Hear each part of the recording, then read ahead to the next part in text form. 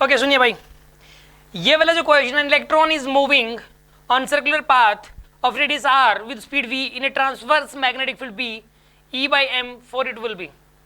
ये वाला जो क्वेश्चन है ना, मैं आपको तो सॉल्यूशन नहीं बता रहा कोई, मैं कैसे सोचता हूँ इसको, मैं आपको सीधा वो चीज़ बता रहा हूँ कि मेरे सामने अगर ये क्वेश्चन आए तो मैं कैसे सोचूंगा और कैसे मैं इसको करूँगा। सबसे पहली बात तो इसने बात की, देखो ट्रांसवर्स का मतलब पता होना चाहिए, मतलब परपेंडिकुलर होता है, ठीक है। वेलोसिटी और मैग्नेटिक फील्ड के बीच का एंगल मतलब 90 डिग्री है। यहाँ पे velocity is perpendicular to magnetic field. सबसे पहली बात तो ये है इसके अंदर। कई बार ट्रांसवर्स इस वर्ड का नहीं पता, जिस वजह से हमसे क्वेश्चन सॉल्व नहीं हो पाता, ठीक है। आपको ये बात तो समझ आ गई। अब दूसरी बात, इसने ये सर्कुलर पाथ में घूम रहा है। आपको पता ही है कि अगर चार्ज पार्टिकल को फेंक दिया जाए मैग्नेटिक फील्ड के परपेंडिकुलरली तो it moves on a circular path. इसका पाथ बनेगा, सर्कुलर बनेगा। ये बात अच्छे से बताई गई थी क्लासरूम के अंदर। पाथ सर्कुलर बनेगा, और अगर पाथ सर्कुलर बनेगा तो और इसका जो रेडियस होगा, इसके रेडियस के मैंने 3 फॉर्मूले बताए थे और उन तीनों को टिप्स पे करना था आपको। मैं बताता हूं, देखो mv अपॉन क्यू बी, एक था p अपॉन क्यू बी, एक √2m k upon Q B.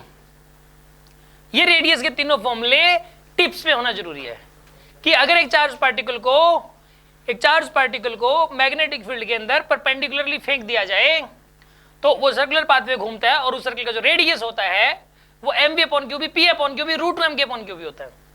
आगे बात समझ में आपको? ये वाली बात जब तक आप 10 बार नहीं बोलोगे तब तक बात नहीं बनेगी। बच्चा बनना पड़ेगा। बच्चा जैसे रट्टा मार मार के पढ़ता है ना, मतलब जिस तरीके से वो मतलब याद करना पड़ता है, उसको डर लगता होता है वो। मतलब हम तो जब छोटे थे ना तो छत के ऊपर घूमते घूमते ऐसे मतलब पता ही नहीं क्या याद कर रहे हो, घूमते रहते थे, याद करते रहते थे। फिर जैसे जैसे बड़े हुए ना तो दिक्कत आना शुरू होगी, ठीक है ना, क्योंकि वो चीज़ हम भूल गए वो करना। हम लोग वो बच्चा नहीं बनना चाहते। ये फॉर्मूले आपको बच्चों की तरह याद करने पड़ेंगे। अब सुनो, वो जो रेडियस का फॉर्मूला है, देखो सुनो, mv अपॉन क्यू बी, और एक और फॉर्मूला होता है रेडियस का, p अपॉन क्यू बी बोल दो, चाहे रेडियस का फॉर्मूला बोल दो, √2m k upon Q B. ये 3 फॉर्मूले हैं जी, ठीक है। अब सुन लो, अब इसने बोला कि E बाई एम रेशियो पूछा है।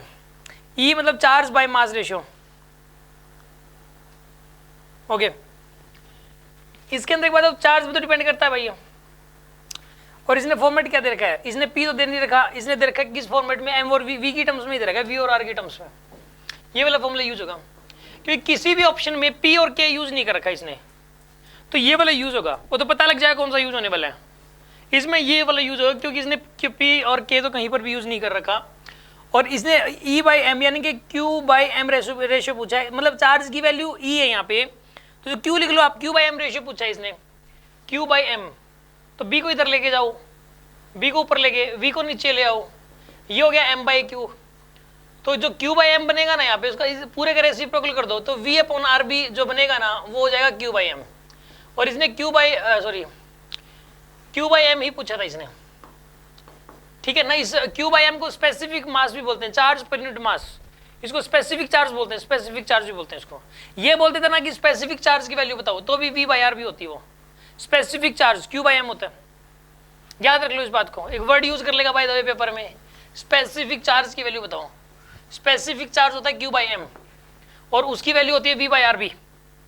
आ रही है बात समझ में आपको? तो इसका आंसर आएगा V बाई आर बी। ये समझ में आ गया आपको? ऑफलाइन वाले, हाँ जी। ऑनलाइन वाले समझ आया कि नहीं आया? Okay good.